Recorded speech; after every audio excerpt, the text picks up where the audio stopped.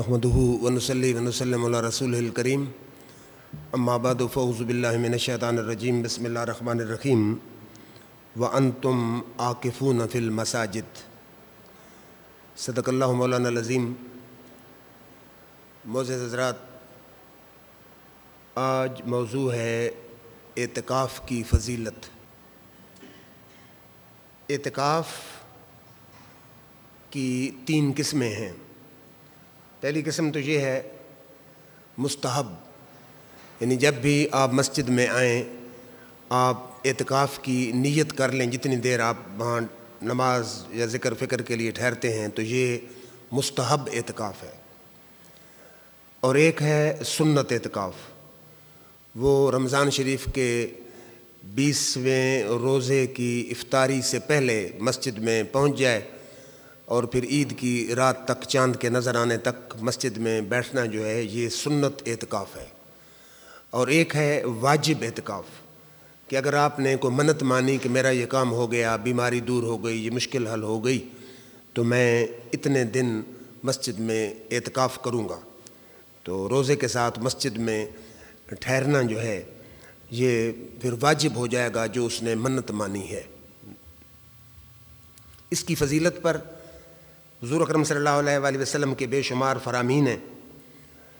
حضور صلی اللہ علیہ وآلہ وسلم نے فرمایا، بلکہ صحابہ کہتے ہیں کہ ان النبی صلی اللہ علیہ وسلم کان یعتکف العشر الاواخر من رمضان۔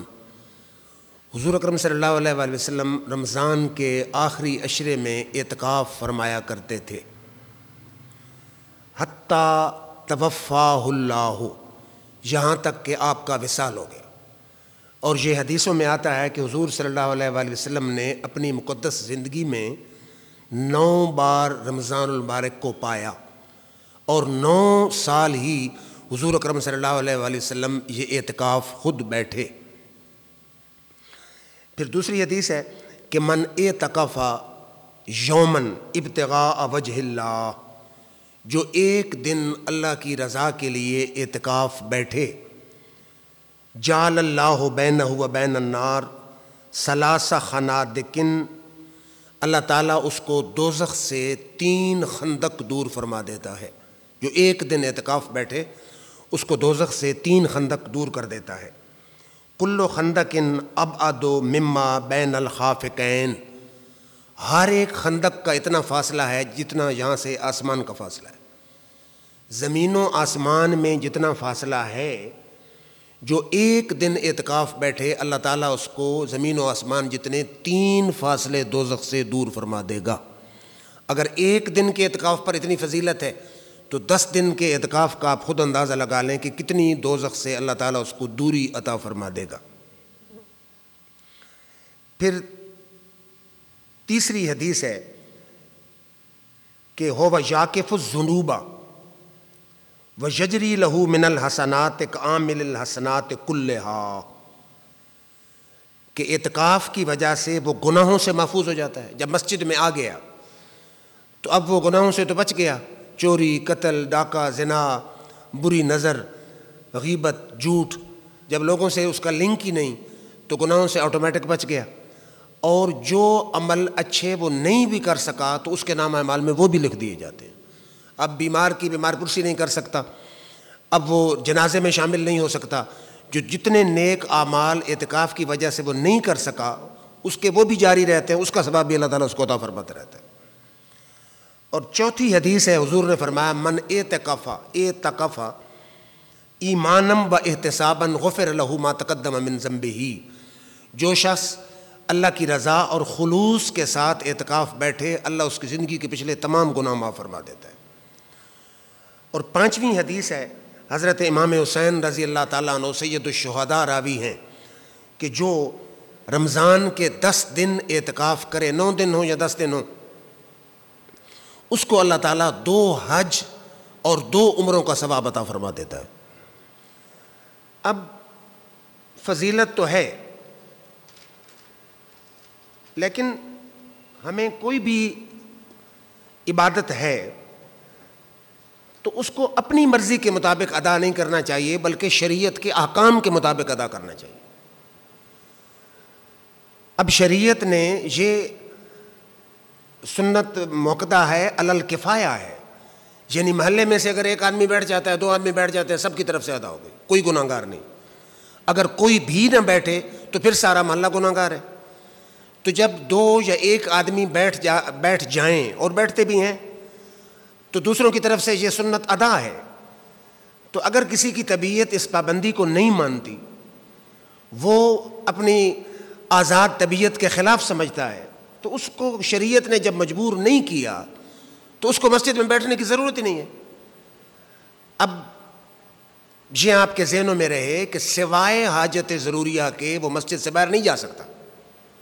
جتنے فقہا ہیں، آپ اعلی حضرت فاضل بریلی کو اٹھا لیں، نور اللہ صاحب کو اٹھا لیں، پرانی جتنی کتابیں ہیں، شامی کو اٹھا لیں، تاتاوی کو اٹھا لیں، بدائع ثنائے کو اٹھا لیں، ہدایہ کو اٹھا لیں، جتنی فقہ کی کتابیں ہیں، ایک کتاب بھی یہ نہیں کہتی کہ حاجت ضروری کے علاوہ بھی جا سکتا ہے۔ حاجت ضروری کیا ہے؟ فرضی غسل ہے، احتلام ہو گیا ہے، غسل لازم ہے، جا کے غسل کرے، یا پھر پیشاب ہے، چھوٹا پیشاب ہے، بڑا پیشاب ہے، یہ اس کو کہتے ہیں حاجت ضروری، کہ جن کے بغیر انسان کا چارہ نہیں، جب اس کو حاجت ہو جائے۔ اب غسل کے لیے بالکل والد صاحب بیٹھے ہیں، ہمارے ماشاءاللہ مفتی صاحب موجود ہیں، ایسے نہیں ہے کہ طبیعت گرمی ہے غسل کر لے، باقاعدہ فقہا نے لکھا ہے کہ ٹھنڈک حاصل کرنے کے لیے غسل نہیں کر سکتا۔ تو پھر لوگ سگریٹ پی رہے ہیں مسجد کی اس کو اپنا سین کے آخر میں بیٹھ کر۔ اگر آپ سگریٹ کی پابندی نہیں کر سکتے تو آپ کو کس نے کہا ہے کہ آپ اعتکاف بیٹھیں؟ پابندی کریں۔ بیڑے کی پابندی نہیں ہو سکتی، سگریٹ کی نہیں ہو سکتی۔ اور مجھے حیرانی ہوتی ہے، ہم تو پھر کہتے کچھ نہیں ہے، چلو کوئی دین کی طرف آ رہا ہے ٹھیک ہے، لیکن یہ شریعت کے کم از کم احکامات کے خلاف ہے۔ جب عشاء ہوتی ہے، آپ بھی دیکھ رہے ہوتے ہیں، ہم بھی دیکھ رہے ہوتے ہیں، 10 نوجوان آ رہے ہیں، کیوں جی؟ ہم ملاقات کرنے کے لیے آ رہے ہیں۔ وہ کوئی پھانسی کی کوٹڑی میں ہے کہ ملاقات کے لیے آپ آ رہے ہیں؟ وہ جیل میں ہے کہ آپ ملاقات کرنے کے لیے آ رہے ہیں؟ صبح اعتکاف بیٹھا ہے، شام کو 20 آدمی جناب 2 گھنٹے مسجد بیٹھے ہیں، گپ شپ چل رہی ہے۔ اور احادیث گواہ ہیں، حضور صلی اللہ علیہ وسلم نے فرمایا کہ مسجد میں نماز پڑھنے کے بعد اگر دنیاوی گفتگو کرتا ہے، نماز کا ثواب بھی ختم، نماز کا ثواب بھی ختم۔ کہ اگر گفتگو دنیاوی کرتا ہے نماز کے بعد، جب دنیاوی گفتگو سے نماز کا ثواب ختم ہو سکتا ہے تو اعتکاف کا ثواب اسے مل جائے گا۔ تو اعتکاف کا مقصد ہی یہی ہے کہ بندے نے ثابت کرنا، یا اللہ میں نے بیوی کو چھوڑ دیا، بچوں کو چھوڑ دیا، بیٹی کو چھوڑ دیا، ماں کو چھوڑ دیا، گھر کو چھوڑ دیا، مسجد میں یا تو ہے یا میں بیٹھا ہوں، اب میری لو تیرے ساتھ لگی ہے، میں ساری کائنات سے، اپنے کاروبار سے، اپنے مویشیوں سے، اپنے دوستوں سے، رشتہ داروں سے، دنیاوی ہر کام سے کٹ کے میں تیرے گھر میں آ کر تیرے دروازے کا سوالی بن کے بیٹھ گیا ہوں۔ تو یہ لازم ہے کہ آپ اس کے جو شرائط ہیں ان کو پورا کریں۔ ہاں جی، ہاں حاجت ضروری ہے، آپ کے گھر سے کوئی آدمی آئے، آپ کی بیوی کا کوئی پیغام ہے، کوئی پیسوں کی ضرورت ہے، کوئی اور کسی مالی مسئلہ ہے، کوئی جانور بیمار ہے، آپ سے پوچھنا ہے، تو یہ آپ بتا سکتے، ضرورت کی بات آپ اپنے گھر سے آنے والے آدمی کو بتا سکتے ہیں، کپڑے گھر سے منگوا سکتے ہیں۔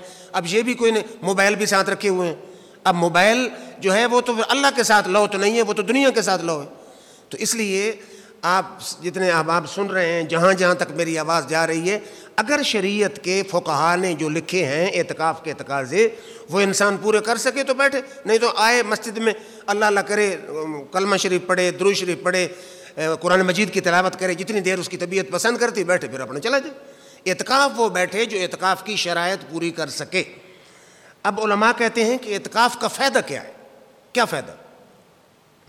پہلا فائدہ یہ ہے کہ حضور نے فرمایا اللہ کا کائنات میں سب سے ناپسندیدہ مقام کون سا ہے؟ بازار۔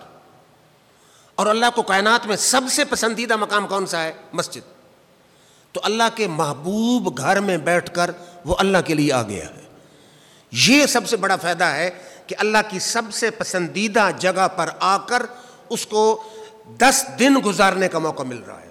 پہلے کبھی وہ دوستوں کے ساتھ، کبھی غلط گفتگو، کبھی فوش گفتگو، کبھی جھوٹ، کبھی غیبت، کبھی بازار، جو اللہ کی ناپسندیدہ جگہ وہاں بیٹھتا ہے۔ اب اس کے 10 دن گزرنے ہیں اللہ کی کائنات میں جو سب سے پسندیدہ جگہ ہے اس پر اس کے 10 دن گزر رہے ہیں۔ پہلا فائدہ۔ دوسرا فائدہ یہ ہے کہ نماز باجماعت، معتکف حضرات کو یہ بھی کوشش کرنی چاہیے کہ نماز باجماعت پڑھے، یہ نہیں ہے کہ پھر بھی 2 رکعت رہ جائے.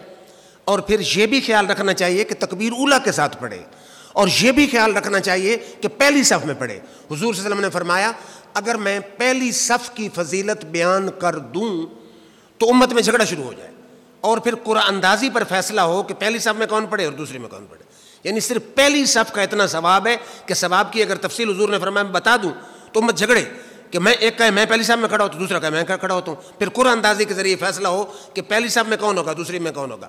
تو پہلی صف, تکبیر اولیٰ, با جماعت, مسجد میں نماز کا اسے موقع بھی ملتا ہے, اور 10 دن اگر اس کی عادت بنتی ہے, ہو سکتا ہے ساری زندگی کی عادت بن جائے کہ نماز مسجد میں با جماعت پڑھ رہا ہے.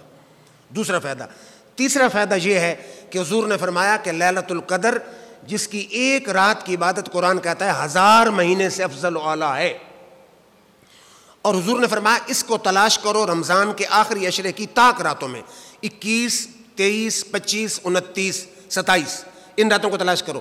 تو لیلۃ القدر کی تلاش کی اسے اچھا موقع مل جاتا ہے کہ مسجد میں بیٹھا ہے, کوشش کرے کہ 21 کی رات کو زیادہ جاگے, دن میں سوئے, ساری رات جاگے, ساری رات اس کو موقع مل سکتا ہے, جاگ سکتا ہے, ساری رات بیٹھ کے انتظار کرے, اللہ اللہ کر, کبھی نفل پڑھے, کبھی قرآن مجید کی تلاوت کرے, کبھی اللہ کا ذکر کرے, کبھی درود شریف پڑھے, اور ساتھ ساتھ ہر 10-15 منٹ کے بعد, آدھے گھنٹے کے بعد دعا مانگے, اللہم انک عفو تحب العفو فاعف عنی, یا اللہ تو معافی کو پسند کرتا ہے, معاف کرنے والا ہے, میرے گناہ بھی معاف فرما.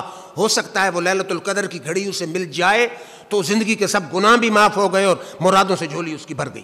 تو لیلۃ القدر کی تلاش کی اسے سہولت رہتی ہے. تو تلاش کی سہولت تب ہوگی جب مسجد میں اللہ اللہ کر رہا ہو. اگر مسجد میں دوستوں کے ساتھ گپ شپ ہو رہی ہو, یا مسجد میں حضرت صاحب سو رہے ہوں 10 گھنٹے, تو پھر لیلۃ القدر کی تلاش کا اسے کیا فائدہ, مسجد میں بیٹھنے کا کیا فائدہ. جو اعتکاف کا اصل فائدہ ہے وہ تو سب فوت ہو گئے.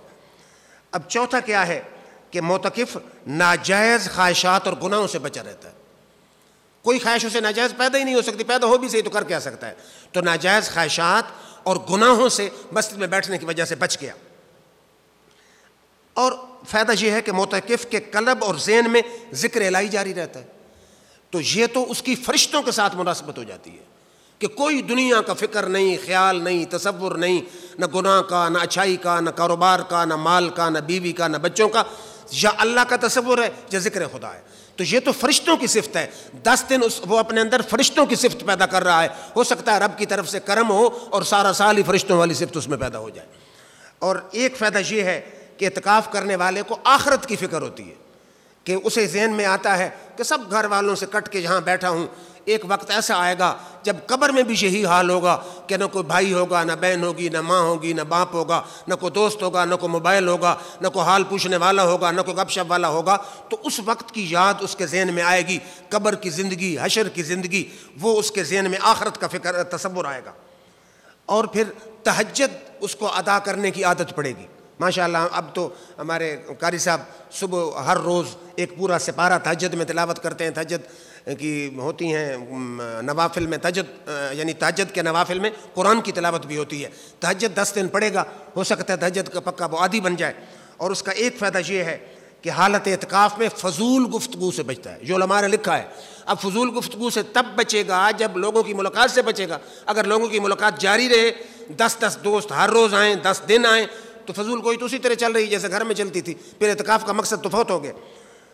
اور سب فائدہ یہ ہے کہ معتکف کو تنہائی میسر آتی ہے, علیحدگی, جس میں اپنی گزشتہ خطاؤں سے توبہ کر سکتا ہے اور گزشتہ گناہوں سے توبہ کر کے اللہ کی مرضی اور پسند کے مطابق صراط مستقیم والی زندگی نئے سرے سے شروع کر سکتا ہے. یہ اسے موقع ملتا ہے. احکام الہی کے مطابق اپنی زندگی بسر کرنے کا اسے موقع میسر آتا ہے.